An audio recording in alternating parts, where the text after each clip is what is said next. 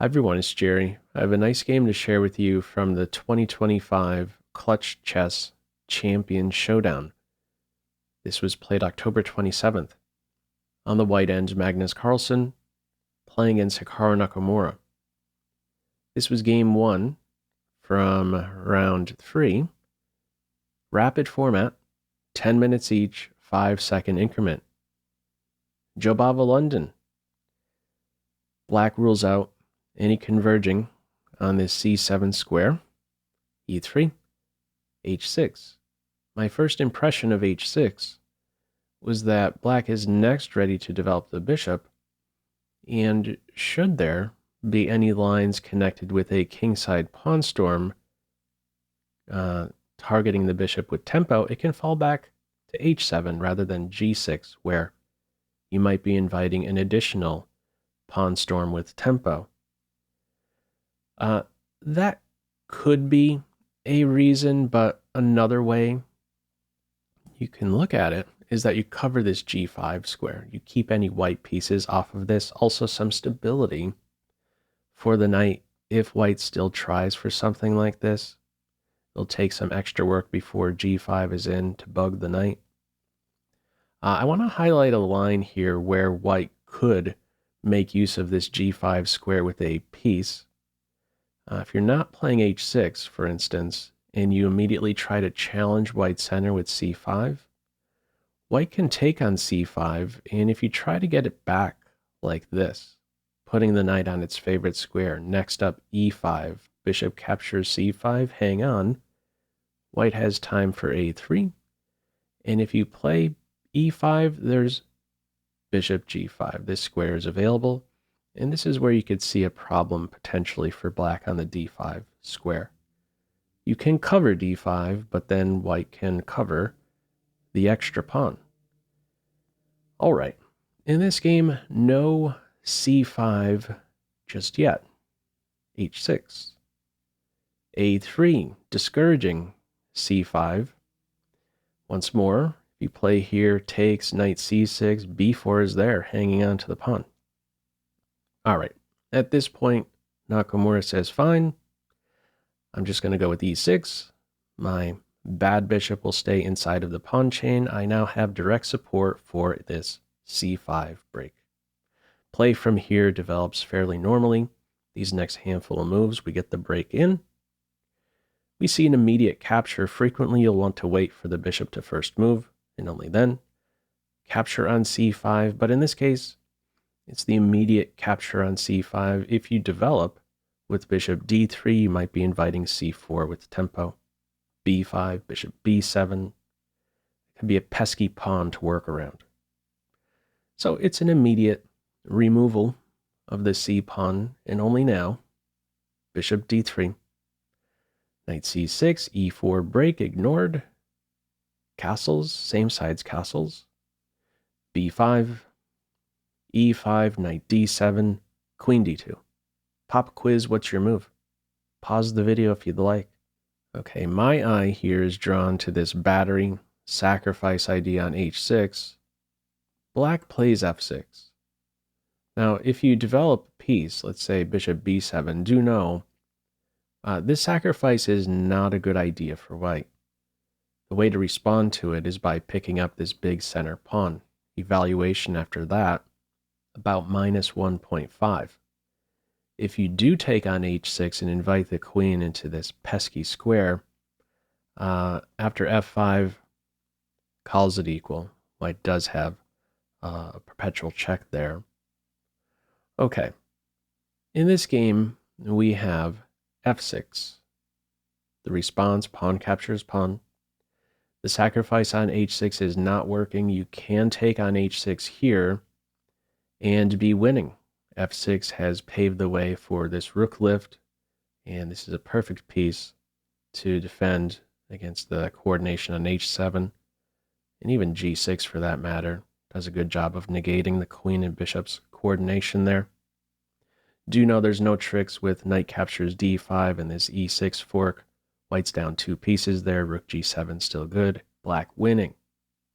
My point, there are no successful tactical shots here on H6. We have E takes f6, new piece out and about, bishop needs to find a new home, pair of knights come off, and we now see our first piece imbalance. Light square bishop versus knight type position. Neither stand well. Who will activate one of these pieces first? Who will find a productive role for their piece? Let's see. Bishop d7, bishop e5, queen f5, new home, e7, rook e3, and from here, bishop g5 is played. Skewer, provoking, f4. Computer doesn't see this as best. Computer here drawn to activating this light square bishop, or at least taking that first step to activate the light square bishop. It has its eye on a5. Next up, kick the knight, and there you go. The bishop is on a better diagonal. Okay. Nakamura plays bishop g5, provokes f4. Bishop falls back, and from here we see g4. That pawn will be poisoned. I'll touch on that soon enough. Computer doesn't see this as best. It's a very risky move, g4, weakening for that king. Here's what the computer is drawn to. Withdrawing the knight, working on this worst piece, knight d1, with the idea to next play rook g3, and then knight e3, bugging the queen.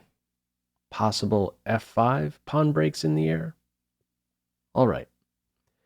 No knight retreat. We have here g4. If queen captures pawn, black is lost. Queen takes pawn is there with check, but who cares? Rook g3 hits right back, and there's going to be a big problem on g7 in the end. Poison pawn. Queen f7, queen g2. Certainly seems to be a nice consistent follow-up to g4. A new square has opened up for the queen, where she certainly seems like she's functioning like a queen. Possibilities for f5 undermining d5. Maybe this is white's way to try and activate that knight. Undermine this base point e6. From here, a5, nearby b4, bishop b5 is the idea. White gets out of the way of that, repositions the knight, exchange of a pawns, and b4, bishop b5 is there to pin the knight to the rook. We have knight g3. Follow up, bishop f5. Now, just a quick update here with the clocks. Before bishop f6 was played, Carlsen had 4.5 minutes, about 4.5 minutes. Nakamura about 3.5 minutes. Nakamura spent about a minute on this move here, bishop f6. Pop quiz. How would you respond here? Feel free to pause the video. Okay, Carlsen spent about a minute on his decision here. He ends up blundering. There's something he missed. He plays here g5. You could be sure before Nakamura played bishop f6, he had calculated that g5 was not working. Okay, there's something Carlsen missed. What would have been better than g5? We'll see why this fails soon enough. The computer here is attracted to f5. It's one of the moves. Pawn break, and then from there it's noting a king move or immediately activating that light square bishop. With this f5 move and bishop b5, do know you're safe with recapturing on e6. There isn't a wonderful bishop move landing a discovered attack on the queen. Any bishop move besides bishop f4, you could take that rook with check.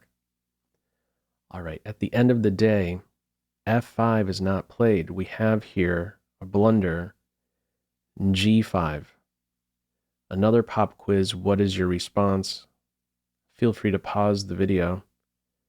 Okay, you can successfully take on g5, that's what we see.